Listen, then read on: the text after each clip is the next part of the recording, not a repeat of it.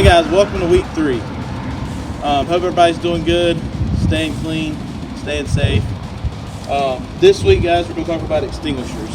So what we've got here, we've got a water can, which is an A extinguisher.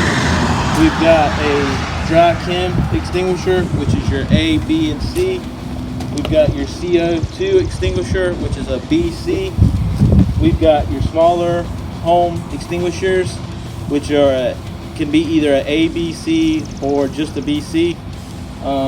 So, quick thing, the A is simply just wood, combustibles, items of that nature, trash.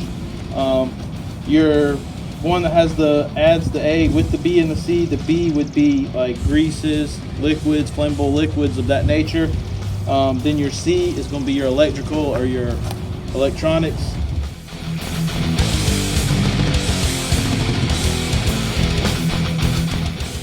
This here's your smaller handheld units typically used in your houses. We've got one just like this located under our sink. Figure the water sink, put it under the cabinet under it. If you don't have one of these at your house, you can click the link below. It'll take you straight to Amazon. It's $20 for a ABC extinguisher to have in your household. So after explaining these, I'm sure y'all want to see how they work. So we're going to do a ABC extinguisher and a CO2 extinguisher with we're going to simulate a kitchen fire. So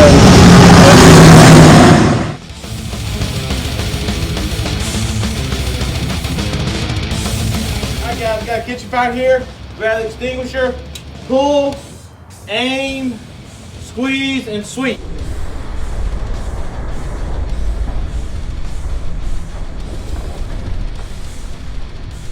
I've got what they call a CO extinguisher. It is only for your flammable liquids and for electronics, so it doesn't leave a dry chem residue like the other extinguisher will. Is it cold? It is very cold. So what we're going to do, use the acronym of pull the pin, aim, squeeze, and